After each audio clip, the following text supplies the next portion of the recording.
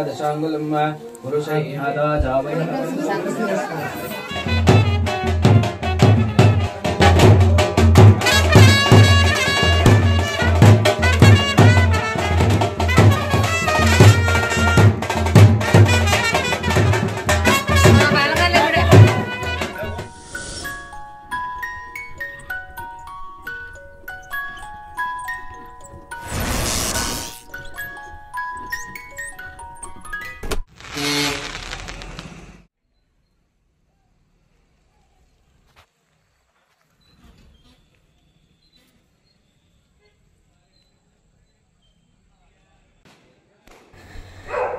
Hello everyone, ಎಲ್ರಿಗೂ ನಮಸ್ಕಾರ.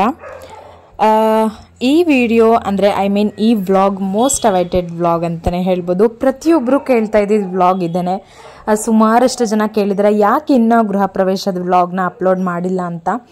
So ಏನಾಗ್ತಿತ್ತು ಅಂತ ಹೇಳಿದ್ರೆ, ತುಂಬಾ ವೀಡಿಯೋಸ್ನ ಶೂಟ್ ಮಾಡಿಕೊಂಡು ಅದು ನನ್ನ ಮೊಬೈಲ್ ಮೆಮೊರಿ ಫುಲ್ ಆಗೋಗಿತ್ತು.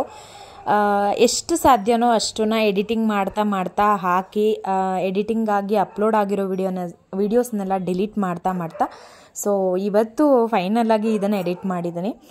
ಆ್ಯಂಡ್ ನೀವೆಲ್ಲರೂ ಕಾಯ್ತಾ ಇದ್ದಂತಹ ಗೃಹ ಪ್ರವೇಶದ ವ್ಲಾಗ್ ಇವತ್ತು ಅಪ್ಲೋಡ್ ಆಗಿದೆ. ಸೊ ನೋಡಿ ಎಂಜಾಯ್ ಮಾಡಿ. ಸೊ ಬಿಫೋರ್ ದ್ಯಾಟ್, ಇನ್ನೂ ಯಾರೆಲ್ಲ ಸಬ್ಸ್ಕ್ರೈಬ್ ಮಾಡ್ಕೊಳ್ಳದೆ ನೋಡ್ತಿದ್ದೀರಾ, ದಯಮಾಡಿ ಸಬ್ಸ್ಕ್ರೈಬ್ ಮಾಡ್ಕೊಳ್ಳಿ, ಬೆಲ್ ಬಟನ್ ಕ್ಲಿಕ್ ಮಾಡಿ. ಸುಮಾರು ಜನ ನಾಟ್ ಸಬ್ಸ್ಕ್ರೈಬ್ ವ್ಯೂಸೇ ಬರ್ತಾ ಇದೆ. ಸೊ ನನಗೆ ಹಾಗಾಗಿ ನಾನು ನಿಮ್ಮನ್ನು ಹಂಬಲ್ ರಿಕ್ವೆಸ್ಟ್ ಮಾಡ್ತೀನಿ, ದಯಮಾಡಿ ಸಬ್ಸ್ಕ್ರೈಬ್ ಮಾಡ್ಕೊಳ್ಳಿ. ತುಂಬಾ ನನಗೆ ಎಷ್ಟು ಸಾಧ್ಯನೋ ಅಂಥ ಒಳ್ಳೊಳ್ಳೆ ಕಂಟೆಂಟ್ಸ್ನೇ ನಾನು ಶೂಟ್ ಮಾಡ್ತಾ ಇರೋದು. ಸೊ ಬನ್ನಿ, ಇವತ್ತು ನಮ್ಮ ಗೃಹ ಪ್ರವೇಶದ ವ್ಲಾಗ್ ಹೇಗಿತ್ತು ನೋಡ್ಕೊಂಡು ಬರೋಣ. ಮೊದಲನೇದಾಗಿ ನಾವು ನಮ್ಮ ಅಜ್ಜಿ ತಾತಗೆ ನಮಸ್ಕಾರ ಮಾಡಿಕೊಂಡು ಮುಂದೆ ಬಂದ್ವಿ. ಯಾಕಂತ ಹೇಳಿದ್ರೆ ಅಲ್ಲಿ ಫೋಟೋ ಎಲ್ಲ ಹಾಕಿಸಿ ವೆಲ್ಕಮ್ ಬೋರ್ಡ್ ಥರ ಮಾಡಿಸಿದ್ವಿ. ಹಾಗೆ ಪುನೀತ್ ಅವ್ರ ಫೋಟೋ ಕೂಡ ಹಾಕ್ಸಿದ್ವಿ. ಸೊ ಅದೆಲ್ಲ ವೆಲ್ಕಮ್ ಬೋರ್ಡಲ್ಲಿ ಹಾಕ್ಸಿದ್ವಿ. ಫ್ರಮ್ ದೇವಸ್ಥಾನ ಇದೆ ಅಲ್ಲೊಂದು ಪಕ್ಕದಲ್ಲಿ, ಚನ್ನೇಶ್ವರ ಸ್ವಾಮಿ ಮಠ. ಸೊ ಅಲ್ಲಿಂದ ನಮ್ಮದು ವೆಲ್ಕಮ್ ಬೋರ್ಡ್ ಆ್ಯಂಡ್ ಲೈಟಿಂಗ್ಸ್ ಎಲ್ಲ ಸ್ಟಾರ್ಟ್ ಆಗಿತ್ತು. ಟಿಲ್ ಇದು ನಮ್ಮ ಮನೆ ಇರುವಂಥ ಬೀದಿ. ಸೊ ಮನೆವರೆಗೂ ಕೂಡ ಅದನ್ನು ಕವರ್ ಮಾಡಿದರು. ತುಂಬಾ ಅಂದರೆ ತುಂಬ ಬ್ಯೂಟಿಫುಲ್ ಆಗಿ ಕಾಣ್ತಾ ಇತ್ತು ಸ್ಟಾರ್ಟಿಂಗಿಂದನೂ. ಸೊ ಆಲ್ಮೋಸ್ಟ್ ಮದುವೆಗಳಲ್ಲಿ ಈ ಥರ ಹಾಕಿಸ್ತಾರೆ. ನಮಗೂ ಆಸೆ ಇತ್ತು ಗೃಹ ಪ್ರವೇಶದಲ್ಲಿ ಈ ಥರ ವೆಲ್ಕಮ್ ಬೋರ್ಡೆಲ್ಲ ಮಾಡಿಸಿ ಲೈಟಿಂಗ್ಸ್ ಎಲ್ಲ ಹಾಕಿಸ್ಬೇಕು ಮನೆಗೆ ಅಂತ. So finally the dream come true. So ನೋಡ್ತಾ ಇದ್ರಲ್ಲ, ಇದು ನಮ್ಮ ಮನೆ ಎಂಟ್ರೆನ್ಸ್. ಸೊ ಸಿಟ್ಔಟ್ ಆ್ಯಂಡ್ ಬಾಗಿಲು ಅದೆಲ್ಲ. ಸೊ ಬನ್ನಿ, ಇದು ಹೇಗಿತ್ತು ವಿಡಿಯೋಸ್ ನೋಡ್ಕೊಂಡು ಬರೋಣ.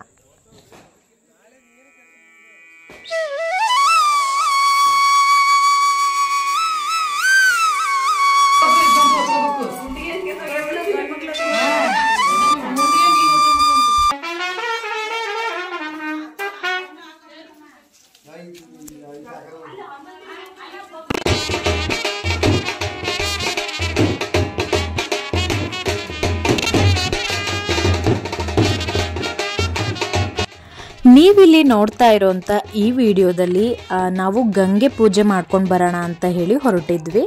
ಸೊ ಆ ಕ್ಲಿಪ್ಪಿಂಗ್ಸ್ ಇದೆಲ್ಲ. ಸೊ ಇದು ಬಂದ್ಬಿಟ್ಟು ನವೆಂಬರ್ 17 ಶುಕ್ರವಾರ ಬೆಳಗಿನ ಜಾವ 4:30 ಸುಮಾರು ಅನಿಸುತ್ತೆ. ಸೊ ಆ ಟೈಮು ನಮ್ಮ ಮನೆ ಗೃಹ ಪ್ರವೇಶದ ಮುಹೂರ್ತ ಬಂದ್ಬಿಟ್ಟು ಬ್ರಾಹ್ಮಿ ಮುಹೂರ್ತದಲ್ಲಿ ನಾವು ಮಾಡಿದ್ದು.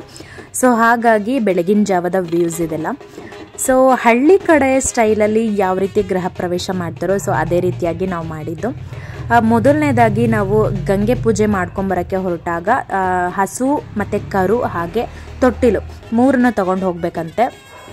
ಸೊ ಇದು ಶಾಸ್ತ್ರ. ಅದರಲ್ಲಿ ಏನಿತ್ತು ನಾನು ಅದನ್ನು ಎಕ್ಸ್ಪ್ಲೈನ್ ಮಾಡ್ತಾ ಇದ್ದೀನಿ.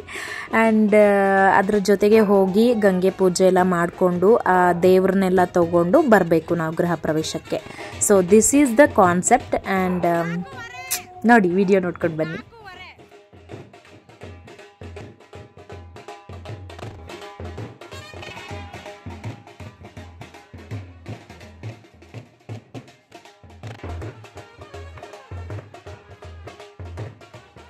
ಸೊ ರಾತ್ರಿ ಇಡೀ ಹೋಮ ಇತ್ತಲ್ವ, ಸೊ ಹಾಗಾಗಿ ನಮಗಂತೂ ರೆಸ್ಟೇ ಇರಲಿಲ್ಲ. ಕ್ವಿಕ್ಕಾಗಿ ಮತ್ತೆ 3 ಗಂಟೆಗೆಲ್ಲ ಫ್ರೆಶ್ ಅಪ್ ಆಗಕ್ಕೆ ಹೋದ್ವಿ. ಸೊ ಹಾಗಾಗಿ ತುಂಬ ಸಿಂಪಲಾಗಿ ರೆಡಿಯಾಗಿದ್ದೀನಿ. ಆ್ಯಂಡ್ ಇದು ಮಡಿ ಸೀರೆ, ಸೊ ಹೊಸದಾಗಿ ಏನು ಹೇಳ್ತಾರೆ ಗಳಿಗೆ ಸೀರೆ ಅಂತ ಹೇಳ್ತಾರಲ್ಲ, ಸೊ ಹೊಸದಾಗಿ ಹೊಲಿಸ್ಕೊಂಡು ಹುಟ್ಟಿರೋ ಅಂಥ ಸೀರೆ. ಇದನ್ನು ಸಿಂಪಲಾಗಿ ಡ್ರೆಸ್ಅಪ್ ಮಾಡ್ಕೊಂಡಿದ್ದೆ. ಆ್ಯಂಡ್ ಎಲ್ಲರೂ ಅಷ್ಟೇ, ನಾನು ಅಂತಲ್ಲ, ಈವನ್ ಶ್ರುತಿ, ಶಿಲ್ಪ ಎಲ್ಲರೂ ಕೂಡ ಸಿಂಪಲಾಗೆ, ತುಂಬ ಸಿಂಪಲಾಗೆ ರೆಡಿಯಾಗಿದ್ವಿ.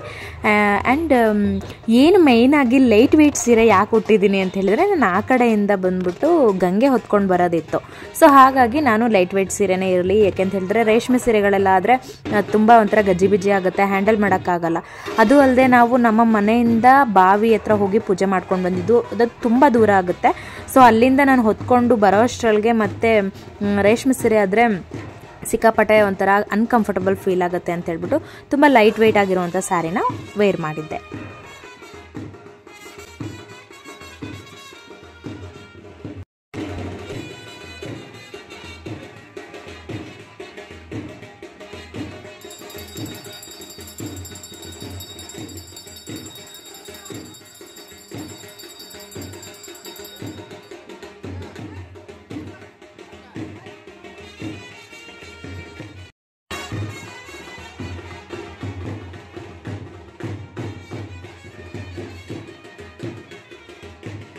ಸೊ ಆನ್ ದ ವೇ ಹೋಗ್ತಾ ನಾವು ದೇವ್ರನ್ನ ಕರ್ಕೊಂಡು ಹೋಗ್ತೀವಿ. ಅಂದರೆ ದೇವಸ್ಥಾನದಲ್ಲಿ ಉತ್ಸವ ಮೂರ್ತಿ ಅಂತ ಒಂದು ಇದ್ದೇ ಇರುತ್ತಲ್ವಾ. ಸೊ ಗರ್ಭಗುಡಿಯಲ್ಲಿರೋದೊಂದು ಮೂರ್ತಿ ಆದರೆ ಉತ್ಸವ ಮೂರ್ತಿ ಅಂತ ಒಂದಿರುತ್ತೆ.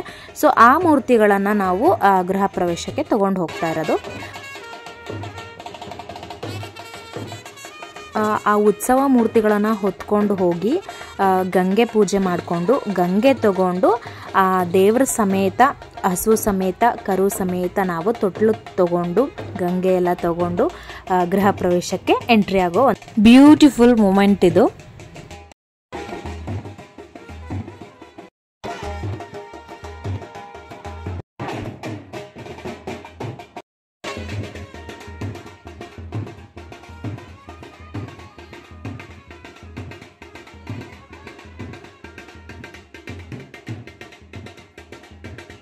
ಸೊ ನೀವು ಈಗ ನೋಡ್ತಾ ಇರೋ ಈ ಪ್ಲೇಸ್ ಬಂದ್ಬಿಟ್ಟು ಬಾವಿ ಇದು ಆ್ಯಕ್ಚುಲಿ.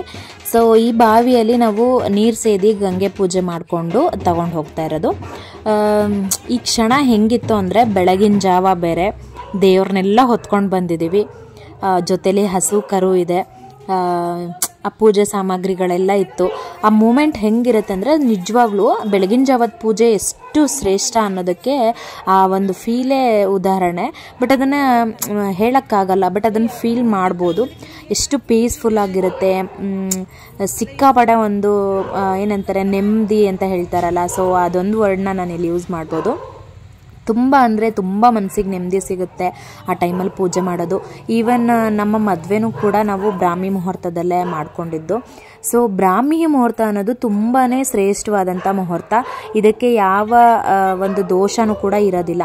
ಸೊ ಹಾಗಾಗಿ ನಾವು ಯಾವುದೇ ಮನೆ ಹಾಲು ಉಕ್ಸಿದ್ರೂ ಕೂಡ ಬ್ರಾಹ್ಮಿ ಮುಹೂರ್ತದಲ್ಲೇ ಹಾಲು ಉಕ್ಕಿಸ್ತೀವಿ. ಸೊ ಹೀಗಾಗಿ ನಾವು ಸ್ವಂತ ಮನೆ ಗೃಹ ಪ್ರವೇಶನೂ ಕೂಡ ಬ್ರಾಹ್ಮಿ ಮುಹೂರ್ತದಲ್ಲೇ ಆಗಲಿ ಅನ್ನೋದು ನಮ್ಮೆಲ್ಲರ ಆಶಯ ಕೂಡ ಆಗಿತ್ತು. ಸೊ ಎಲ್ಲ ಮನೆಯವರೆಲ್ಲರೂ ಕೂಡ ಇದಕ್ಕೆ ಒಪ್ಪಿಗೆ ಕೊಟ್ಟಿದ್ರು. ಹಾಗಾಗಿ ನಾವು ಈ ಒಂದು ಸುಂದರವಾದ ಕ್ಷಣನ ನಾವು ಬ್ರಾಹ್ಮಿ ಮುಹೂರ್ತದಲ್ಲಿ ನೆರವೇರಿಸಿದ್ವಿ.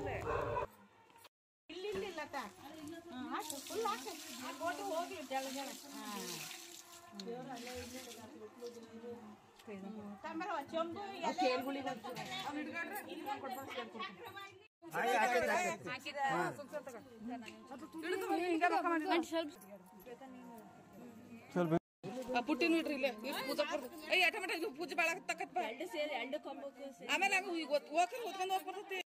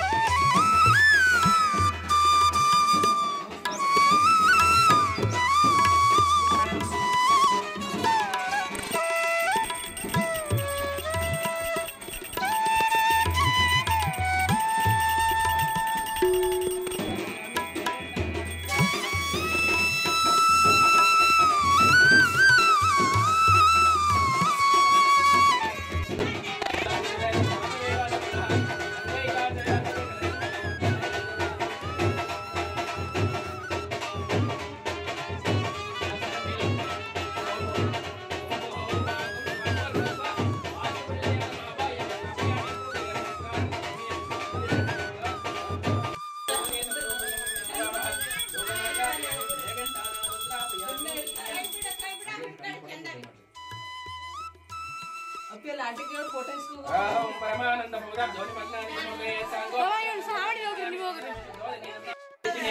ಈಶ್ವರೇಂದ್ರ ಬೋಧಾನಂ ತಾಮಿ ಉಪವಿಂದ್ರ ಬಲದಂತಾಂತಾರ್ಯಾಮಿ ಆಯಿನಿತೆ ಪರಾಣಿ ದುರ್ವಾದಂ ಕೃಷ್ಣೇ ಸದಾ ಚಾಪುಂಡರೀಕಾಣಿ ಸಮುದ್ರಸ್ಯ ಗೃಹಾಮಿ ಅಲಂಕರಣಾರ್ಥಂ ಸಮರ್ಪಯಾಮಿ ದೇವಾನಂ ಗುಣಾನಂ ನಮಃ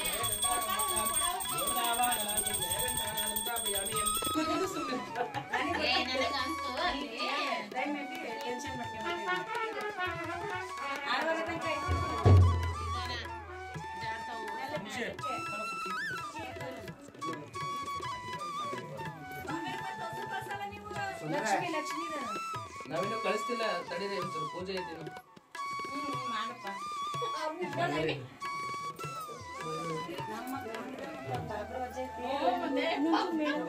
ತಡಿ ತಡಿ ದೀಪ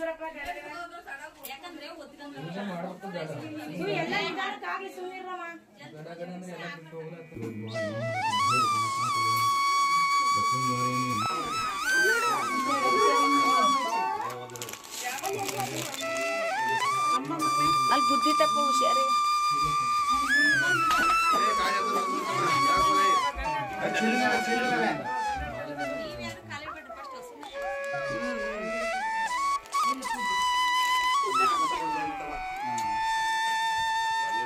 ಅಲ್ಲ ಉಶ್ರುತಿ ಅಲ್ಲಿ ಗೋಣಿ ಚೀಲಿಂಗ್ ಮಾಡ